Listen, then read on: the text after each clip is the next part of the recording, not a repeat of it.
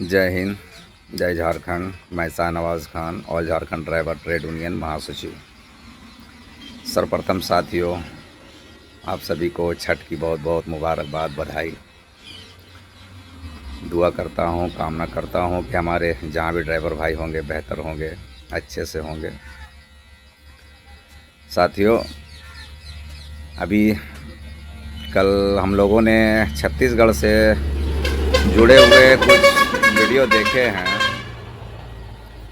जिनमें से हमारे ड्राइवर भाइयों के द्वारा अपने ही भाइयों के प्रति कुछ अनामीय चेहरा अथवा दुर्व्यवहार करने की जो वीडियो सामने आई है, ये बहुत ही दुखद है। एक बात मैं आप सभी देश के चालक भाइयों को बताना चाहता हूँ कि देखिए, संबंध बेहतर तभी बनते हैं जब हम एक दूसरे के बारे में बेहतर सोच रखते हैं, जब एक दूसरे को अपना समझते हैं। हमारे देश के सभी ड्राइवर भाई हम लोग एक परिवार के हैं और एक परिवार के जैसे ही हैं, क्योंकि हम सभी की समस्याएं, परेशानियां सभी लगभग एक जैसी है। और सड़क पे जब हम चलते हैं तो हमारे वहाँ कोई रिश्तेदार नहीं होते, हमारे कोई अपने नहीं होते, हमारे साथ हमारे घर के कोई मेंबर नहीं होते, तो होते कौन हैं? हमारे ड्राइवर भाई होते हैं, जो विभिन्न विभिन्न प्रकार की गाड़ियां लेकर हमारे साथ चलते हैं। वही हमारे रिश्तेदार हैं, वही हमारे अपने हैं। तो एक दूसरे के साथ अमानवीय व्यवहार करना, ये हमें कहीं से भी शोभा नहीं देता। इसीलिए मैं बार बार कहता हूँ कि हमारे देश में बहुत सारे ऐसे संगठन के लीडर हैं, जिन्हें लीडर तो मैं नहीं कहना चाहता, फिर भी कहना पड़ता है। उन्हें ये पता नहीं है कि लोगों को संगठन में संगठित रखने के लिए किस तरह से एक दूसरे के प्रति व्यवहार करनी चाहिए और लोगों को क्या शिक्षा देनी चाहिए कि आने वाले दिनों में हमारा संगठन मजबूती से आगे बढ़े और हम अपनी लक्ष्य की ओर बढ़ सकें और अपने लक्ष्य की प्राप्ति कर सकें। तो कहीं ना कहीं लोगों से गलतियां हो जाती है। छत्तीसगढ़ में चक्का जाम, हड़ताल वगैरह वगैरह कई सूत्री मांगों को लेकर उन्होंने घोषणा किया था। हमारी ट्रेड यूनियन भी इस हड़ताल का समर्थन किया, लेकिन समर्थन का ये अर्थ नहीं है कि आप असंवैधानिक तरीके से अपनी मांग को अगर रखेंगे तो उसमें हमारा समर्थन नहीं है। हमारा जो मौलिक अधिकार से संबंधित मांगे हैं, उन मांगों को लेकर देश के कोई भी संगठन अगर हड़ताल करती है, चक्का जाम करती है अथवा अपनी मांगों को रखने के लिए विभिन्न विभिन्न तरीके से अपने सिस्टम को अपनाती है, नियम नीति को अपनाती है, हम उनका समर्थन करेंगे। देखिए, एक बात मैं बता देना चाहता हूँ, कानून के पास बहुत सारे षड्यंत्रकारी अधिकारी हैं और सरकार चाहती है कि कोई भी आंदोलन को हम कुचल दें। इसलिए वो कुचलना चाहती है क्योंकि हमारे देश में मज़दूरों का जो शोषण है वो आज से नहीं, सदियों से होता आ रहा है। सरकार कभी नहीं चाहती कि मज़दूरों का हम बेहतर एक आयोग का गठन करके और उन्हें सारी प्रकार की जो सुविधाएं मिलनी चाहिए उन्हें हम दें, क्योंकि इसके लिए फ़ंड की ज़रूरत पड़ती है।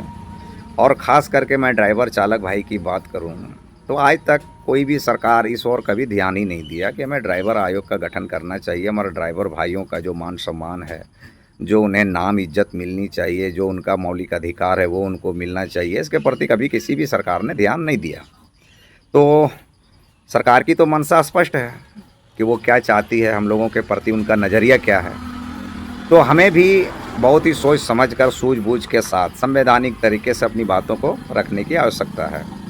ऐसा ना हो कि हम कोई आवेश में आकर, जोश में आकर हम ऐसा कोई गलत कदम उठा लें जिसका परिणाम दुखद हो और हमारे जो भी यूनियन के लीडर हैं उनको मुकदमे का सामना करना पड़े, जेल का सामना करना पड़े, उनको बेइज्जती का सामना करना पड़े। तो नीतियाँ कोई भी हो, बहुत सोच समझकर बनाई जाती है। जल्दबाजी में बनाने वाली नीति हमेशा नुकसानदायक होती है। हमारा अधिकार है स्टीयरिंग छोड़ना, वो हमारी मर्ज़ी है। हम चालक भाइयों की ये हमारा मौलिक अधिकार है। मैं गाड़ी चलाऊं अथवा ना चलाऊं, ये हमारी मर्ज़ी है ना। बाकी का जो आपका मांग है शराबबंदी के ऊपर, चक्का जाम के ऊपर या धरना प्रदर्शन का, तो भाई ये सरकार के नज़र में उचित नहीं है। हाँ, ये काम तब संभव हो सकता है जब देश के हर एक राज्यों से ये आवाज़ उठे और हर एक राज्यों से जितने भी संचालित हमारे संगठन ड्राइवर भाइयों की हो रही है, सबकी एकजुटता हो, एक विचार हो, एक मत हो।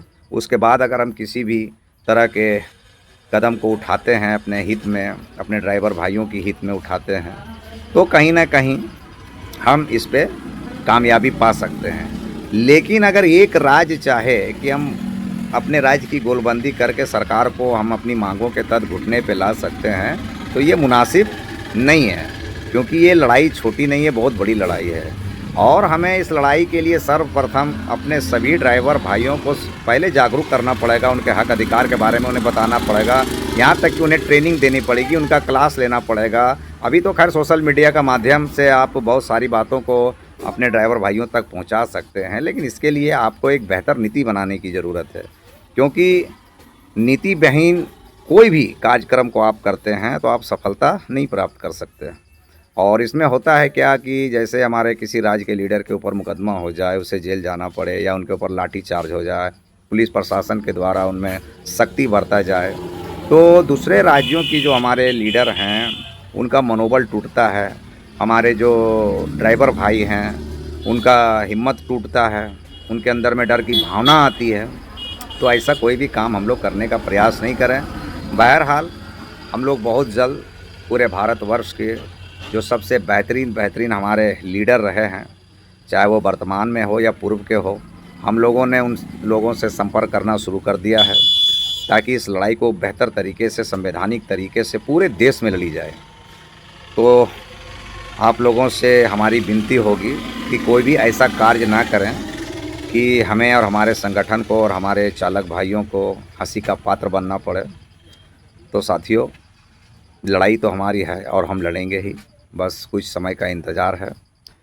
जब तक हम लोग एकजुट नहीं हो जाते, पूरे देश के जितने भी यूनियन हैं एक मंच पर नहीं आते हैं, अपनी विचारों को मिला नहीं लेते हैं और अपनी अपनी जो मांगे हैं, प्रमुख मांगे हैं, उनका एक कॉलम तैयार करके हम लोग बिल्कुल अनुशासन के तरीके से हम लोग ये लड़ाई को लड़ेंगे। चाहे लड़ाई जितनी भी बड़ी हो, लंबी हो, उससे कोई फ़र्क नहीं पड़ता, लेकिन इतना मकसद हमारा होना चाहिए कि जब तक हमारा हक और अधिकार, मान और सम्मान मुझे ना मिल जाए, तब तक ये लड़ाई हम जारी रखेंगे। बाकी आगे आप लोग समझदार हैं, सबसे पहले अपने हक अधिकार को संवैधानिक तौर पर उनकी जानकारी को प्राप्त करने का प्रयास करें, एक दूसरे पे टीका टिप्पणी ना करें। सभी भाई हमारे एक समान हैं और सभी सम्मान के योग्य भी हैं, और संगठन को बनाने अथवा चलाने में सभी का कहीं ना कहीं योगदान होता है और आगे भी रहेगा। धन्यवाद।